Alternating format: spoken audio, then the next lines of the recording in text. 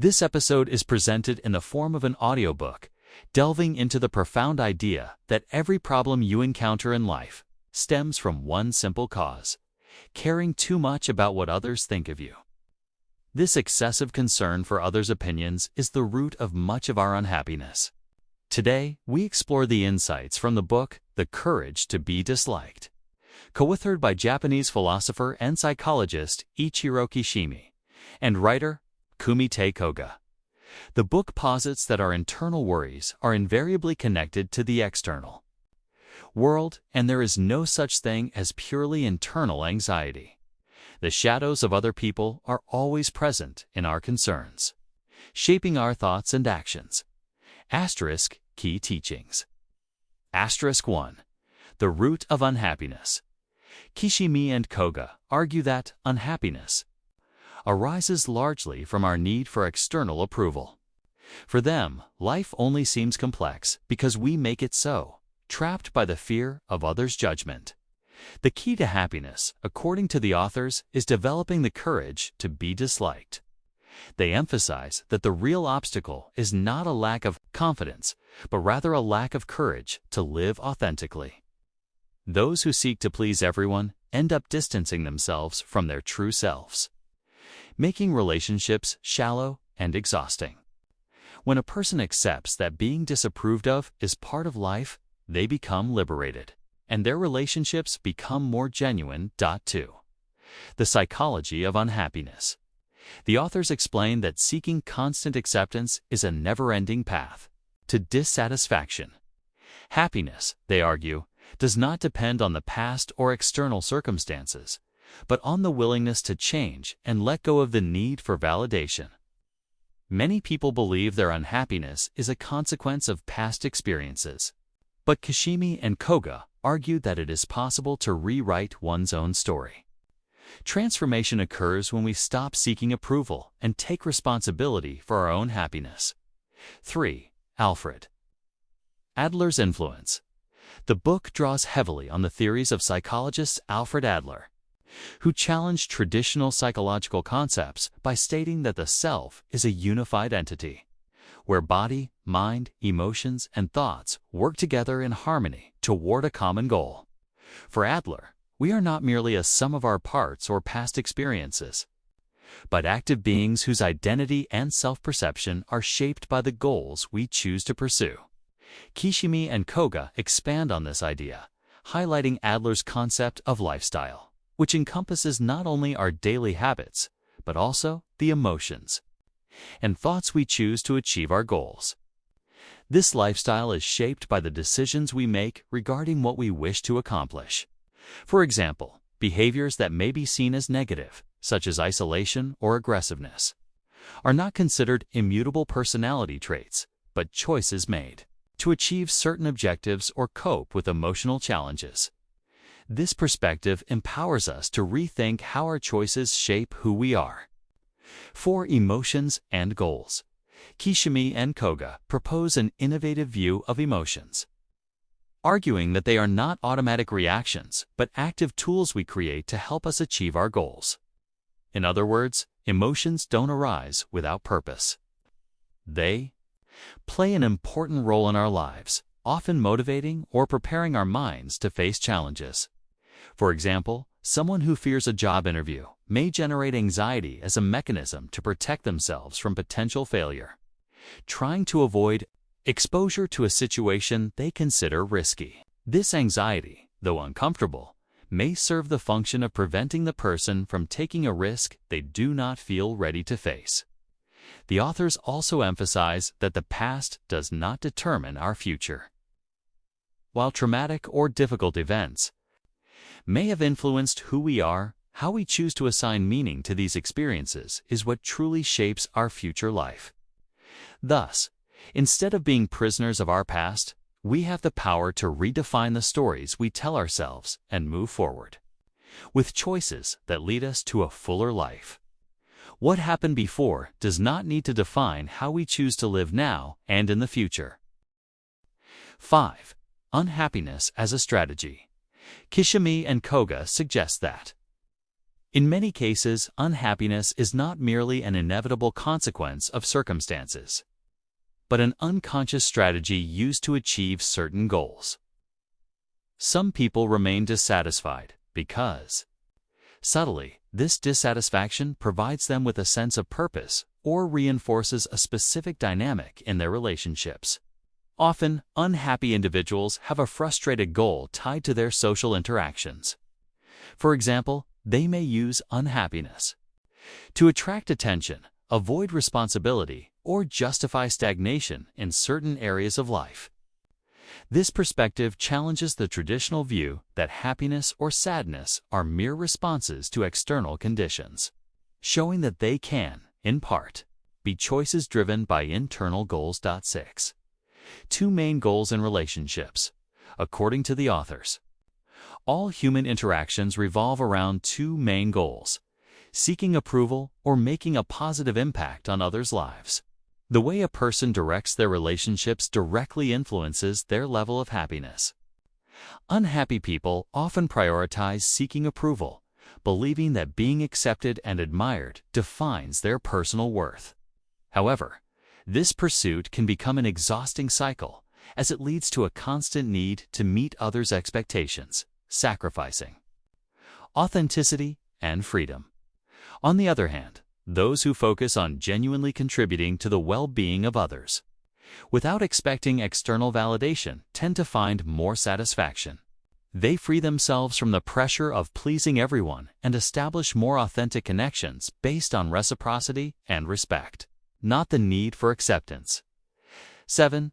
The problem with seeking approval. The desire for approval can become a burden. Because it is based on external and uncontrollable factors after all, it is impossible to guarantee everyone's acceptance. When a person bases their happiness on others' opinions, they become vulnerable to frustration and insecurity. When this validation is not achieved, a cycle of self-sabotage emerges.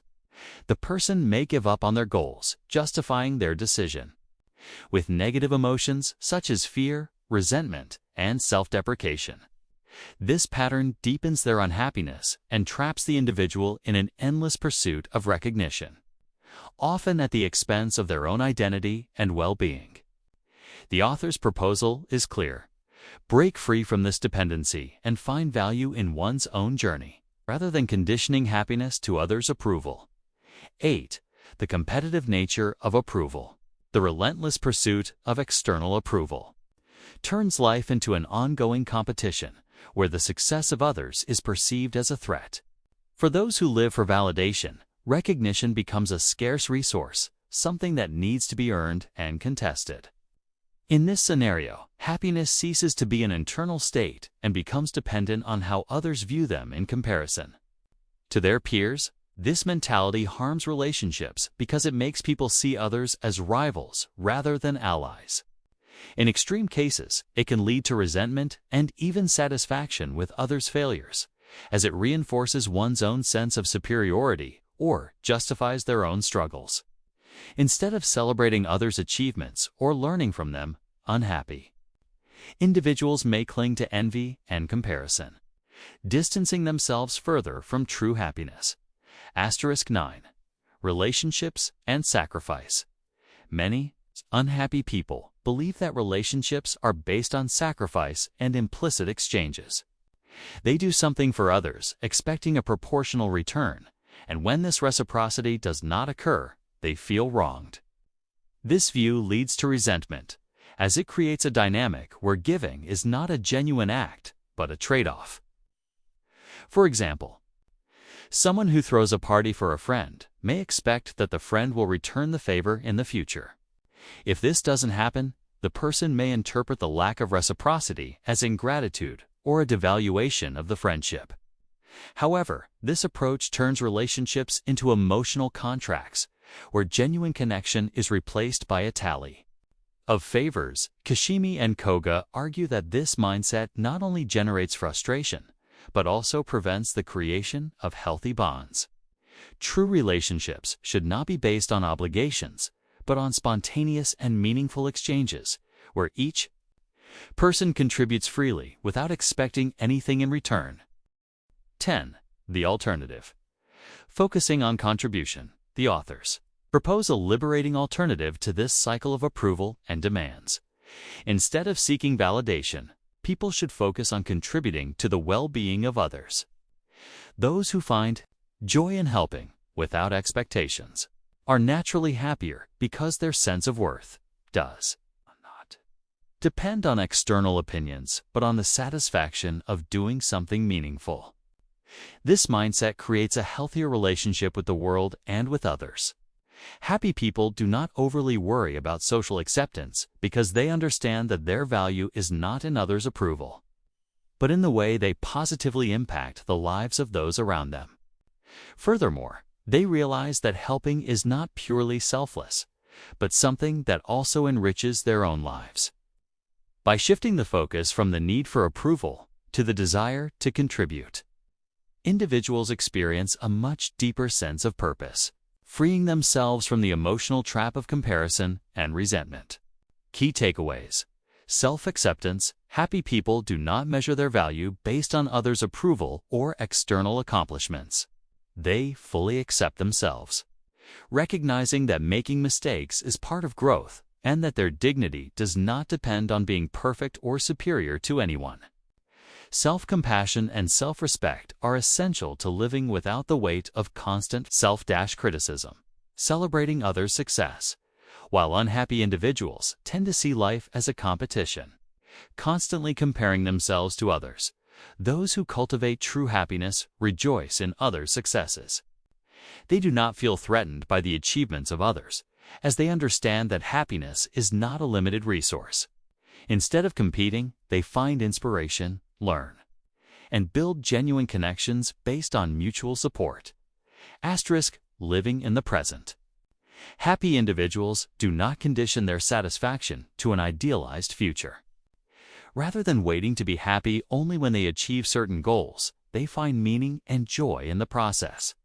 They value the present and know that happiness is not in a distant goal, but in how they choose to live each moment. This mindset allows them to avoid unnecessary frustrations and fully appreciate the journey of life. Conclusion. The central message of The Courage to Be Disliked is clear. Trying to please everyone is an impossible and exhausting task. At some point, inevitably, some people will disapprove of your choices. And this should not be an obstacle to living according to your own values. True happiness can only be achieved when one accepts this reality and develops the courage to be true to oneself, regardless of others' opinions. By abandoning the need for external validation, people gain emotional freedom and a more authentic life. Adopting these principles transforms not only the way we relate to others, but also how we view ourselves. By accepting who we are, celebrating others' success, and living fully in the present, we find an inner peace that does not depend on external expectations. This is the key to a truly fulfilled and meaningful life. Did you enjoy the content? Feel free to leave your thoughts in the comments. We'd love to hear your opinion. If you liked the video, give it a thumbs up to support the channel, and if you haven't subscribed yet, make sure to subscribe so you won't miss future content. Your participation makes all the difference. See you next time. Did you enjoy the content? Feel free to leave your thoughts in the comments. We'd love to hear your opinion. If you liked the video, give it a thumbs up to support the channel. And if you haven't subscribed yet, make sure to subscribe so you won't miss future content. Your participation makes all the difference. See you next time.